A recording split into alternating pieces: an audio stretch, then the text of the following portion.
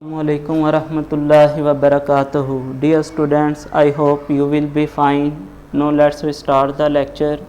Maths, class 7, unit number 4. Unit name is exponents. Page number 52. Exercise 4.3. Question number 1 है simplify. Students, हमने simplify करना है question को. सबसे पहले हम quotient laws of exponent study करेंगे जो इस एक्सरसाइज में यूज़ होंगे.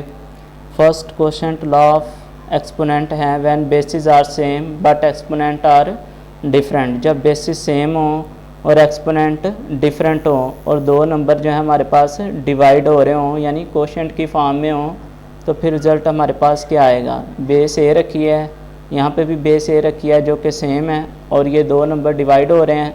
यहाँ पे इसका ए की बेस का एक्सपोनेंट m और यहाँ पे ए की बेस का एक्सपोनेंट n रखा है जो कि डिफरेंट है m और n is equal to base एक जैसी है तो बेस ऐसे ही लिख देंगे. एक्सपोनेंट जो है वो डिफरेंट है तो माइनस हो जाएंगे जब कोशेंट की फॉर्म में हो number m minus n. Second quotient law of exponent है हमारे पास जो यहाँ पे यूज़ होना है बट एक्सपोनेंट जो है वो डिफरेंट हों तो बेस जो है वो सेम हो तो हमारे पास ये वाला फर्स्ट वाला रूल यूज़ होगा. लेकिन जब सेकंड वाला रूल है हमारे पास जब बेसिस जो है वो डिफरेंट हो और एक्सपोनेंट सेम हो और दो नंबर डिवाइड हो रहे हो. यहाँ पे बेसिस डिफरेंट रखनी है, यहाँ पे बेस ए और यहाँ पर बेस बी रख लेते हैं जो कि डिफरेंट है और एक्सपोनेंट दोनों का सेम रखना है n और यहाँ पर भी n. तो ये आ जाएगा इज इक्वल टू जो फर्स्ट बेस है वो नोमिनेटर में लिखेंगे और जो लास्ट में बेस है वो डिनोमिनेटर में लिखेंगे b और इसका एक्सपोनेंट दोनों का सेम है तो होल में एक्सपोनेंट आ जाएगा जब दो नंबर कोशेंट की फॉर्म में हो. तो स्टूडेंट्स पार्ट नंबर 8 है 1/6 base exponent 15 divided by 1/6 base और एक्सपोनेंट 11. तो यहाँ पर बेसिस सेम है बट एक्सपोनेंट डिफरेंट है तो कोशेंट लॉज ऑफ एक्सपोनेंट में से जो हमारे पास रूल यूज़ होगा वो फर्स्ट वाला रूल है बेसिस सेम है एक्सपोनेंट डिफरेंट है और नंबर डिवाइड हो रहे हैं. तो ये हमारे पास यहाँ पर फार्मूला आ जाएगा base a exponent m divided by base a exponent n is equal to base ऐसे लिख देंगे और एक्सपोनेंट माइनस कर देंगे. यहाँ पर आ जाएगा हमारे पास 1/6 बेस एक जैसी है बेस लिख देंगे और एक्सपोनेंट जो है ये डिफरेंट है तो माइनस कर देंगे जबकि नंबर डिवाइड हो रहे हैं. तो यहाँ पर आ जाएगा 1/6 बेस और एक्सपोनेंट आ जाएगा 15 माइनस 11 4 आ जाएगा. तो स्टूडेंट्स क्वेश्चन नंबर 1 का 8 पार्ट सॉल्व हो चुका है. स्टूडेंट्स 9th पार्ट है, इसमें बेस 2 और एक्सपोनेंट 5 है डिवाइडेड बाय बेस 3 और एक्सपोनेंट 5 है. तो यहाँ पर स्टूडेंट्स हम देख रहे हैं कि जो एक्सपोनेंट है वो सेम है बट बेसिस आर डिफरेंट. तो students second quotient law of exponent use हो रहा है जिसमें बेसिस जो है वो डिफरेंट है और एक्सपोनेंट सेम है.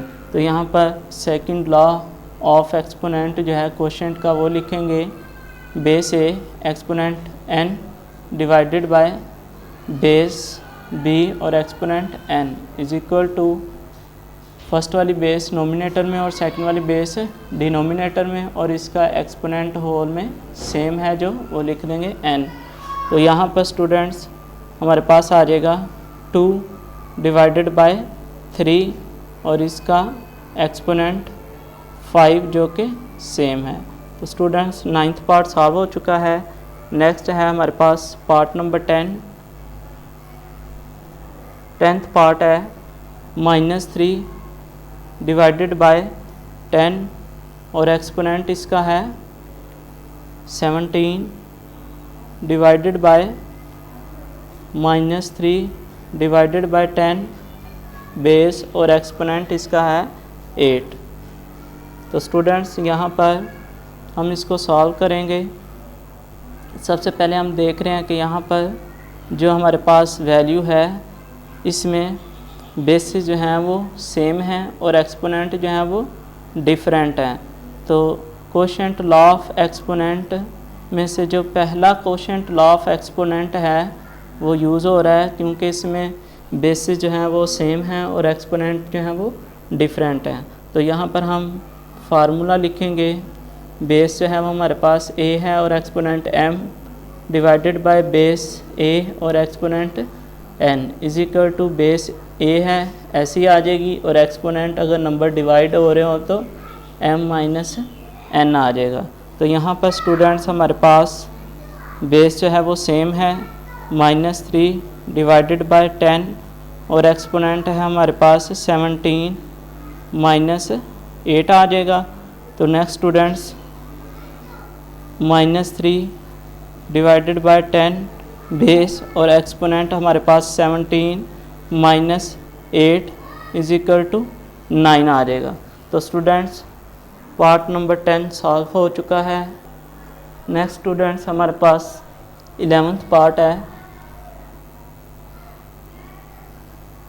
11th पार्ट में x जो है ये हमारे पास बेस है और इसका एक्सपोनेंट a है divided by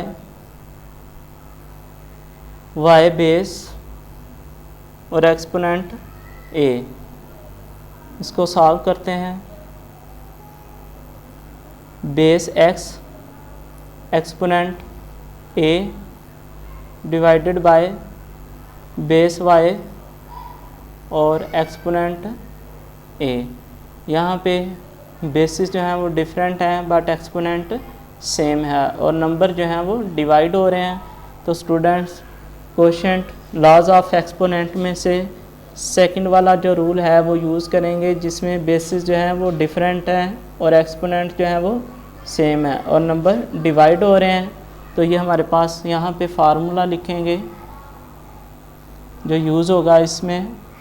base a exponent n divided by base b और exponent n is equal to आ जाएगा a divided by b base और एक्सपोनेंट होल में n आ जाएगी। तो डियर स्टूडेंट्स यहाँ पर जो फर्स्ट वाली बेस है ये नोमिनेटर में और जो बाद वाली बेस है वो डिनोमिनेटर में लिखेंगे और इसका होल में एक्सपोनेंट आ जाएगा जो कि सेम है a लिख देंगे। तो dear students 11th part solve हो चुका है। नेक्स्ट 12th पार्ट है।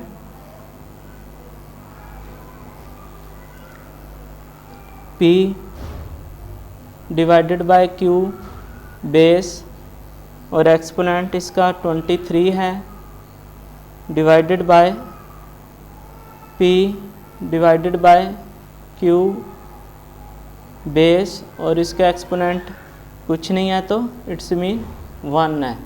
तो यहाँ पर इसको स्टूडेंट सॉल्व करेंगे। बेस है हमारे पास p डिवाइडेड बाय q और इसका एक्सपोनेंट 23 डिवाइडेड बाय बेस है p डिवाइडेड बाय q और एक्सपोनेंट है 1। तो स्टूडेंट्स यहाँ पर बेसिस सेम है और एक्सपोनेंट डिफरेंट है और नंबर क्या हो रहे हैं डिवाइड।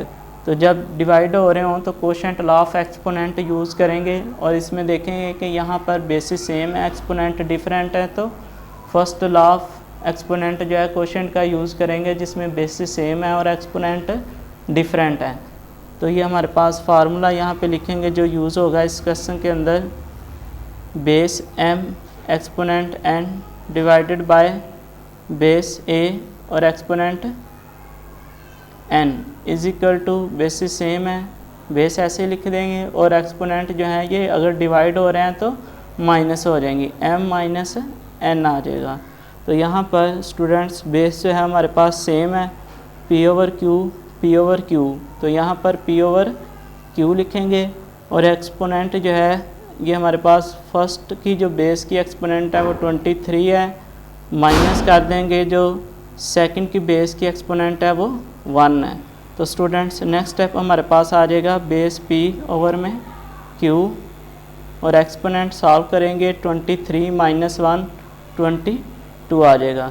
डियर स्टूडेंट्स इस लेक्चर में हमने एक्सरसाइज 4.3 का क्वेश्चन नंबर 1 का 8 पार्ट से लेकर 12 पार्ट तक सॉल्यूशन किए हैं। आपने इसकी अच्छे तरीके से प्रैक्टिस कर लेनी है। अस्सलाम वालेकुम, अल्लाह हाफिज़।